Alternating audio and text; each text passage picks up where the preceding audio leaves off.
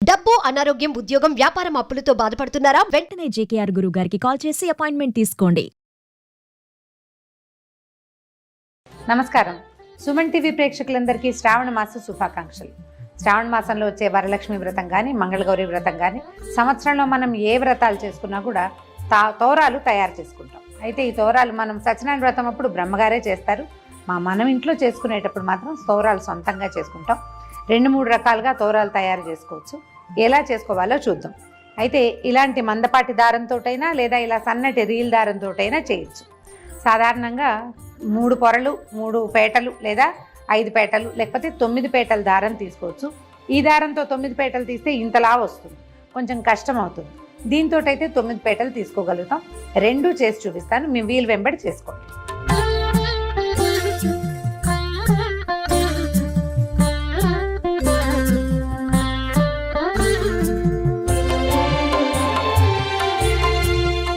ఒకటి,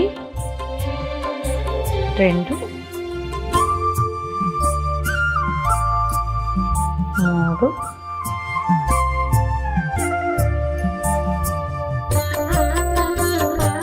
4, 5.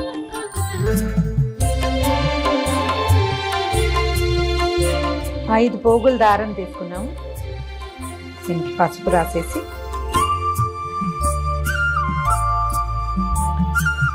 సెంటర్లో ఒక ముడి వేసుకోవాలి.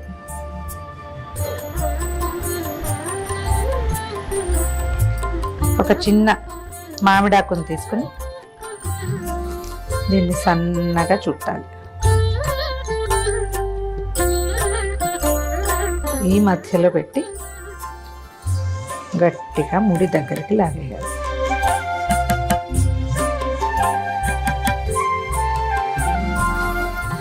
సెంటర్లో ఉంది కదా, ఇటు 4 సాదా ముళ్ళు వేసేసుకోవాలి.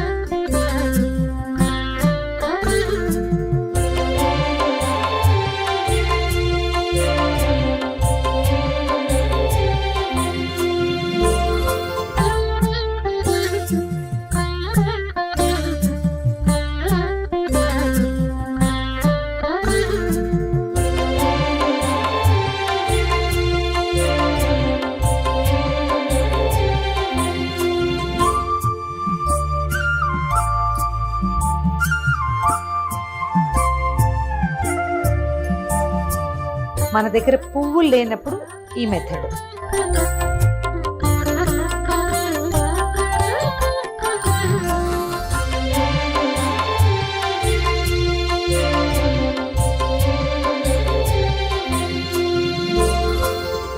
ఐదు పొరలే తీసుకున్నాము. సెంటర్ తీసుకోవటము, మధ్యలో ఒక ముడి.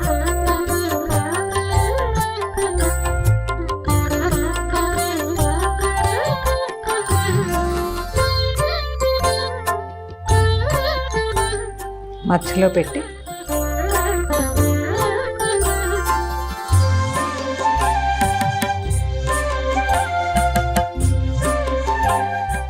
మధ్యలోకి ముడేసేయాలి.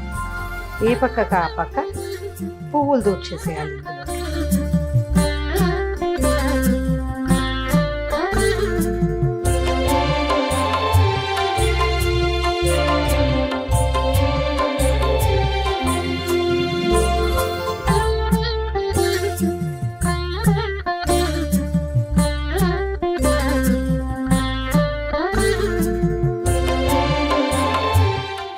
ఇది మందపాటి దారం కాబట్టి ఇలా వేస్తాం.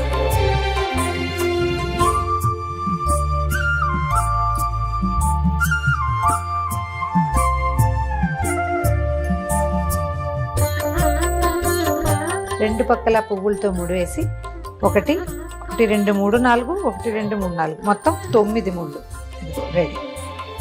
ఇప్పుడు 3. ఈసారి సన్నటి రీల్ తీసుకుంటాము. కొందరిళ్లలో 9 పోగులు వేసే అలవాటు ఉంటుంది. ఆ 9 పోగులు ఈ దారంతో అయితే బాగా కుదురుతుంది.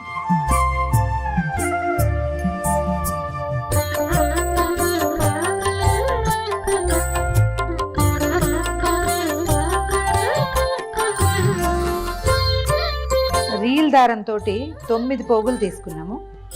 దారానికి చక్కగా పసుపు రాసి కొంచెం కొస వదిలిపెట్టుకుని ఇక్కడి నుంచి మనం మామూలుగా పువ్వులకి దండ కడతాం కదా, అట్లా కట్టేసుకోవాలి.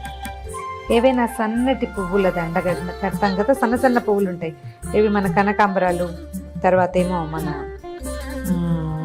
నందివర్ధనాలు అలాంటివి. ఇట్లా మామూలు పువ్వుల దండకి ఎట్లా ముడేస్తాం అలా వేసేసుకోవాలి. కాస్త దూరంగా కడితే సరిపోతుంది.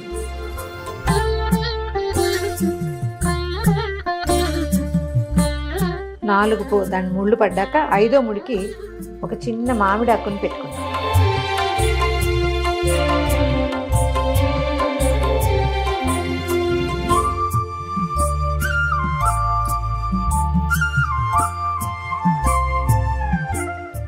ఇంకొకసారి సెక్యూర్డ్గా ఇంకొక ముడి వేసేద్దాం.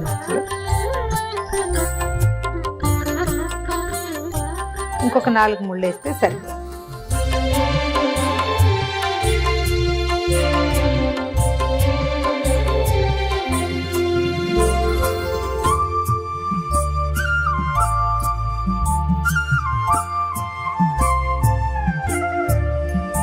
ఒకటి 2 3 4 5 6 7 8 9. 1 2 3 4 5 6 7 8 9.